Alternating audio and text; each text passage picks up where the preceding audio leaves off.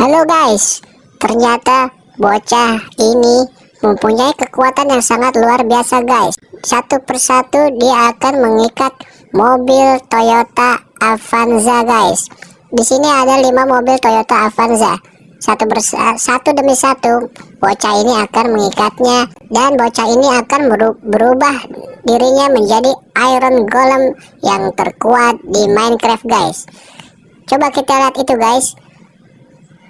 Bocah ini akan mengeluarkan kekuatan supernya guys. Dia akan merubah dirinya menjadi Iron Golem. Tuh, lihat guys.